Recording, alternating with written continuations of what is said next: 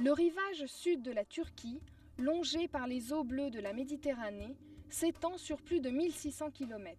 Bordé de hautes montagnes sur une grande partie de sa longueur, les vallées de ses rivières et ses plaines fertiles produisent d'importantes cultures de coton, de graines de sésame, d'agrumes, de légumes et de fruits tropicaux tels que les bananes.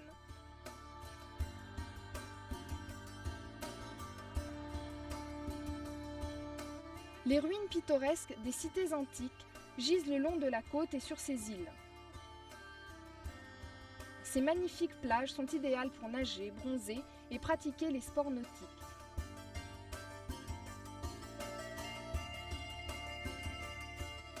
Le climat est doux et agréable d'avril à novembre, puis la pluie hivernale fait son apparition.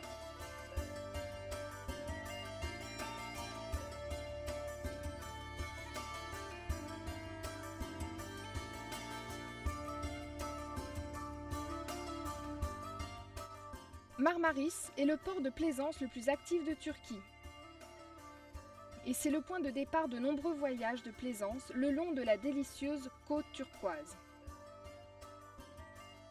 Depuis Marmaris, un long bras de terre s'étend vers l'ouest pour se jeter dans la mer, formant une frontière virtuelle entre la mer Égée au nord et la mer Méditerranée au sud. Plus loin sur cette péninsule se trouve Datça, un célèbre petit village maritime peuplé de plaisanciers et d'estivants souhaitant échapper à l'effervescence des plus grandes stations balnéaires. À la pointe de la péninsule se situe Knidos, célèbre pendant l'Antiquité pour sa statue d'Aphrodite sculptée par Praxitèle. Aujourd'hui, Knidos est l'un des points d'ancrage favoris des plaisanciers, qui jettent l'ancre dans sa jolie petite crique pour déjeuner, nager et se promener parmi les ruines.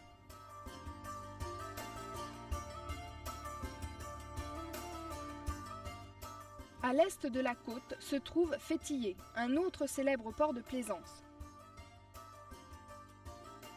Nommé Telmessous pendant l'Antiquité, ses rues et ses falaises, situées derrière la ville, abritent des tombeaux lyciens, vieux de 2500 ans, taillés dans la roche.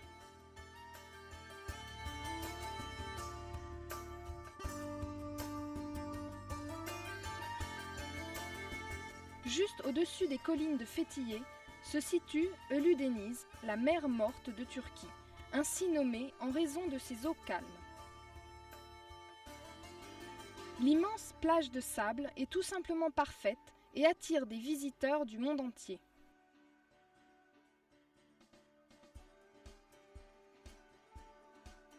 En continuant vers l'est, Patara abrite une plage de sable fin longue de 18 km et les ruines de la cité antique où naquit Saint Nicolas.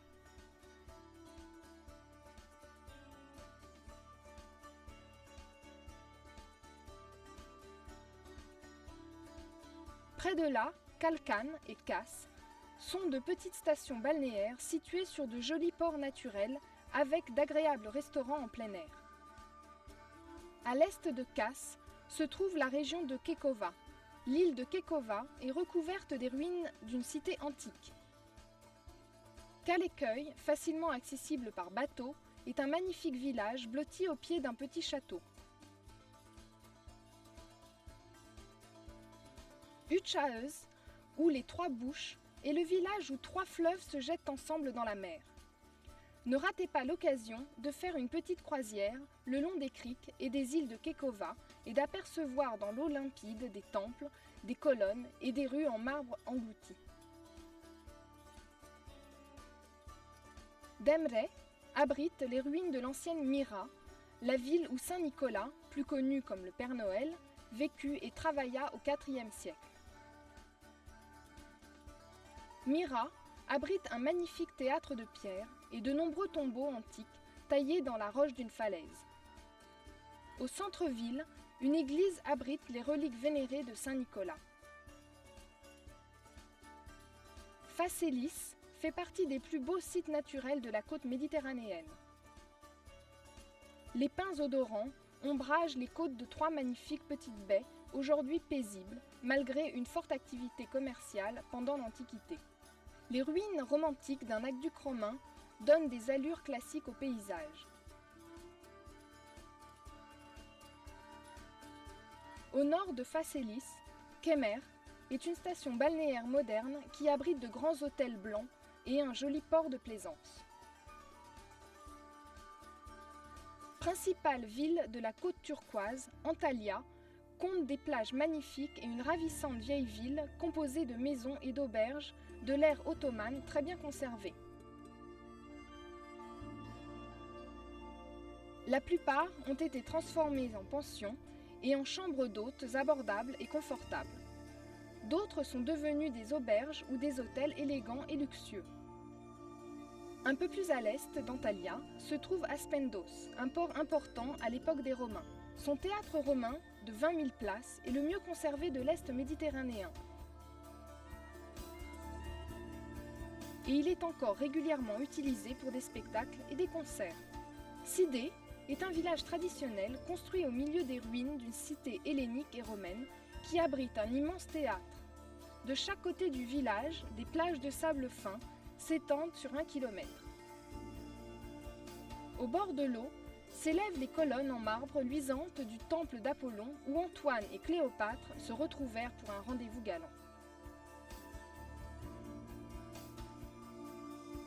L'histoire d'Alanya est riche et ancienne.